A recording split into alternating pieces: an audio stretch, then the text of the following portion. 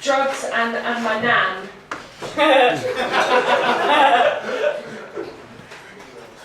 My nan. So let us talk about what we feel. That's what you wanted. You said there's nothing wrong with altering our state of conscience, and that there was nothing wrong with exploring different facets of the mind from time to time. Well, I'm telling you that it's much easier to press something on your tongue and feel happy with being extraordinary than realizing that hedonism isn't that fun anymore, because I'm looking for the rush that comes from something ordinary. And what if, unlike you, I don't think the brain is a journey I can dissect and explore? Because what if I'm afraid that I won't come back as the same person that I was before?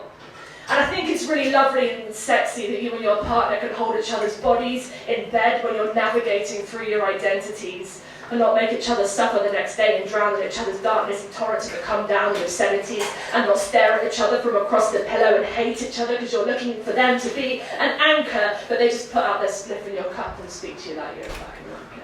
And maybe I'm just jealous that you can venture into the unknown and know that you'll always end up home. And maybe I envy that you were so much further on in your journey than me, and you're not scared of ending up with being on your own.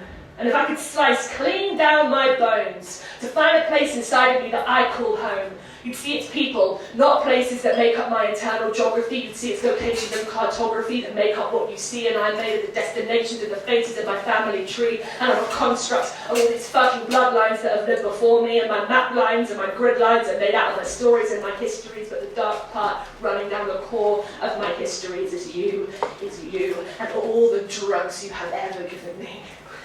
Yesterday, for my grandpa's 82nd birthday, my nan made him a cake out of vanilla and buttercream. My grandpa can't walk anymore, but he's still her king, so they look at each other like they're trapped in a dream. Imagine that, loving someone without drugs for 50 fucking years. I can't even imagine loving myself tomorrow. I can't imagine carrying on my vertebrae the backbone of someone else's sorrow. And when she took the cake out, he was so weak they had to hold hands and blow the candle out together. That's a fucking love story, the ability to find the joy in weathering the mundanity of this life without drugs side by side forever. And I watched them hobble towards each other with the taste of cocaine still grinding between the space of my skull and my brain, and I felt the darkness inside of me throb like a terrible kind of aching shame because they love each other so fucking much. And that love for them without drugs is enough. It's enough to stay tough without the ego and narcotics, their understanding and the way they refract each other's lives when their life isn't filled with idiots and neurotics, and they don't need to take illegal substances to allow their consciousness to retract and to expand. They don't need MDMA, they just need to touch each other's hands, and it's enough to make you want to give up sometimes. It's enough to make your words want to run off the pages away with their lines, but it's not enough to make me stop chasing my sublime.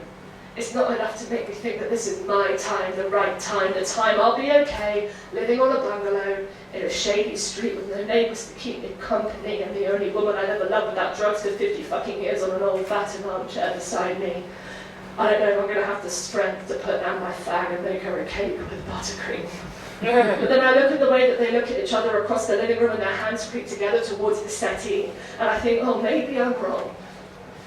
And that's the point of it right there. Maybe it's not about the rush of dopamine, maybe it's not about the funny embrace of friends holding your ketamine, maybe it's not about sucking on amphetamines, maybe it's about something else. Maybe it's about intimacy, or maybe it's just about buttercream.